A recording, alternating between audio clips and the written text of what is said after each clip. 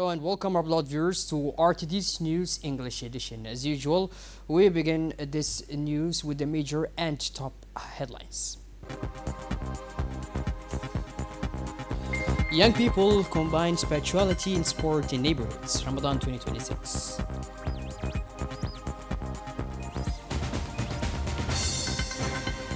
And on the international scene, a new doctrine to extinguish hotbeds of tension, peace in Africa. Those were the major and top highlights. Welcome back to our newsroom, our beloved viewers. With the start of the holy month of Ramadan, community development countries in Djibouti City and the regions recorded intensive activity marked by the distribution of sporting and cultural equipment for young people. The initiative forms part of a national program aimed at strengthening social interaction, Ramadan values, and providing safe space for group activities. The equipment distributed included various balls, trophies, medals, table tennis tables, PlayStation 5 consoles, and smart televisions, transforming the centers into lively meeting points for youth before and after iftar for participation in tournaments and educational and recreational competitions. The Ministry of Youth and Culture stated that these activities aim to reinforce the values of diligence and discipline, respect for laws, and to cultivate the spirit of a fair competition and teamwork, noting that these values align fully with the authentic spirit of Ramadan, which is based on learning, participation, and cooperation among community members. On the organizational side, volunteer youth showed remarkable commitment initiatives, overseeing the management of tournaments, providing support and guidance to participants, and coordinating cultural and sporting events that carry values of solidarity and participation. As part of the fifth edition of the Ramadan football tournament and the scheduled cultural activities, the initiative highlighted youth adherence to sporting ethics, the strengthening of solidarity, respect for social values, and active civic management and engagement. The events also helped direct young people's energy towards positive action and reaffirm social ties between different neighborhoods, creating an atmosphere of Ramadan joy and cohesion between youth and the wider community. It is worth noting that the communication between participants from different areas and neighborhoods contributes to strengthening the spirit of unity and mutual support and deepens young people's ties with their local environment. This initiative also seeks to cement values of national belonging and civic commitment to the cooperation and participation becomes integral parts of young people's daily lives, reflecting the noble meanings of Ramadan. In a statement, the Minister of Youth and Culture, Dr. Hibo Momin Asowe, said that the ministry places great emphasis on organizing these activities within an annual agenda that has been running since 2021, with the objective of enabling Djiboutian youth to use their free time productively for the benefit of society and to reinforce the spiritual and cultural values of Ramadan. She added that these initiatives also contribute to strengthening national belonging and solidarity among younger generations, encouraging volunteer initiatives and active participation in the community life, thereby embedding the values of cooperation and collective participation during the holy month. As part of its efforts to strengthen decentralization, the Minister Delegate in charge of decentralization, Mr. Qasim Harun Ali, handed over official vehicles at the three municipalities of Djibouti City, namely Balbala, Bel'as, and Rasdika. The initiative is implemented under the Governor's Support Program funded by the French Development Agency, AFD. The handover ceremony took place in the presence of the French Ambassador of Djibouti, the Director of the French Development Agency, and the Director of External Finance. The new vehicles are intended to enhance the operational capabilities of the three municipalities, improving their mobility and effectiveness in carrying out daily tasks, enabling better follow-up of local projects, and bringing administration closer to citizens. The initiative will also facilitate municipal response to emergency. Furthermore, the step reflects the government's commitment to supporting decentralization and strengthening municipal capacity for sustainable local planning. The French ambassador to Djibouti underscored the strength of the partnership between Djibouti and France, praising the quality of bilateral cooperation and France's continued commitment to supporting local development and good governance.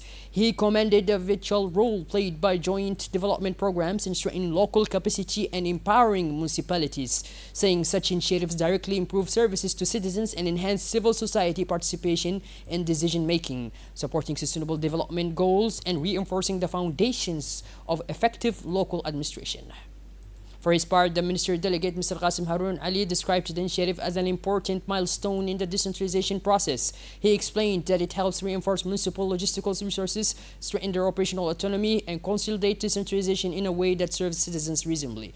Furthermore, the minister also added that providing these vehicles and equipment will increase municipalities' ability to engage directly with residents and implement field projects more effectively. Local officials and residents welcomed the delivery of the municipal vehicles as they anticipate quicker municipal responses and local planning. Since the dawn of Islam, the mosque has occupied a central place on Muslim society. In addition to its religious function, the mosque serves as a place for education and community gathering and stands as a permanent symbol of Islamic architecture combining spirituality and aesthetic value. The item will provide Djibouti's mosques as national heritage sites, examining their historical role, architectural features, and ongoing importance as centers of social and cultural life.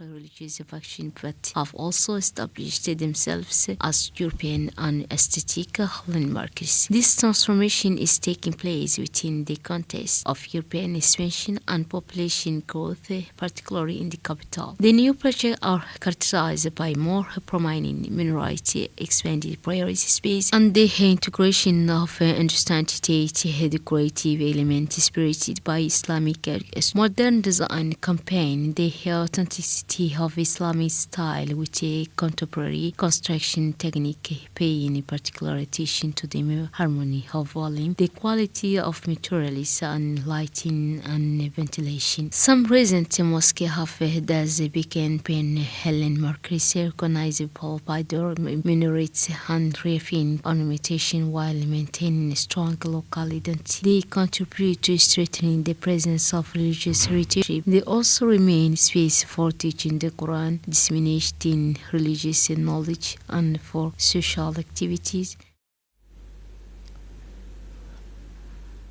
The finals of the National Bandimoton Championship were successfully held at the National Technical Center in the 6th District, bringing together the country's top players in a high-level competition.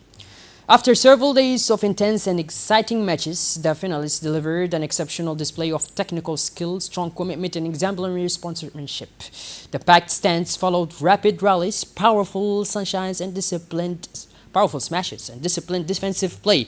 The national champions were honored at an official ceremony attended by sport authorities and representatives of the National Bandimoton Federation. This edition of the sponsorship confirms the steady progress of National Bandimoton and highlights emerging talents who will represent the country with pride in upcoming international events. The Federation thanked all athletes, coaches, officials, partners, and sponsors for their contribution to the success of this permanent national sporting event.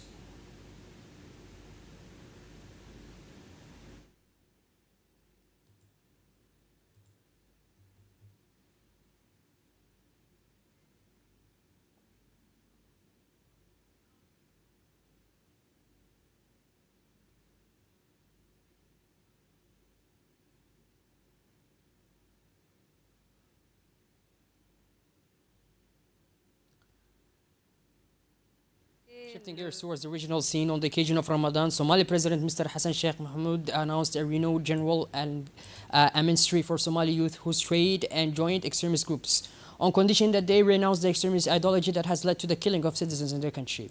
The President affirmed his commitment to providing these young people with the opportunity to live a dignified life within their society and state, provided they leave extremist organizations and surrender to the competent authorities. Although individual surrenders continue, some youth remain under the control of extremist group leaders.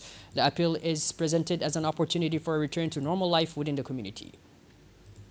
The African Union strengthens efforts to achieve sustainable peace across the continent. Faced with armed conflict, terrorist threats, and ongoing political crises in several regions of Africa, the African Union is intensifying initiatives to promote sustainable peace and consolidate regional stability. These efforts focus on the African Union's Program for Conflict Prevention and Resolution and Security Enhancement, which seeks to support mediation mechanisms, develop early warning systems, and strengthen African capacities in peacekeeping. The African Union applies a comprehensive approach combining political, security, social, and economic measures to address the root cause of crisis. 11 Palestinian families from the village of Al Mughair, located northeast of Ramallah in the West Bank, have begun dismantling their temporary dwellings and preparing to relocate elsewhere, citing increased settler attacks and tightened restrictions on their livelihoods. Local residents reported inhabitants said the decision to depart followed reported incidents targeting their community and stricter limitations. A fire broke out in Terminal 1 of Murtala Muhammad International Airport in Lagos, southwestern Nigeria, injuring 6 people and prompting the temporary suspension of several flights, local authorities announced. Emergency services intervened swiftly to contain the blaze, which reportedly originated in a technical installation within the terminal. Passengers and staff were evacuated to nearby airports. Air operations gradually resumed after authorities brought under the control the key infrastructure, including the control tower, has been secured. The injured individuals are receiving medical treatment and are reported to be in stable condition. A powerful snowstorm struck the northwestern United States, leaving hundreds of thousands of homes without electricity and forcing millions of residents to remain indoors amid extreme weather conditions. Several states declared a state of emergency in response. In the scale of the storm, authorities in New York and New Jersey imposed travel bans as snowfall rates reached up to 7 centimeters per hour in some areas, causing rapid and hazardous accumulation on roads and infrastructure. The storm also severely disrupted air traffic with more than 5,000 flights cancelled. Well, by this, our beloved viewers, we finally conclude this edition. Thank you for being with us, and make sure to tune in later for more as usual. Have a wonderful evening.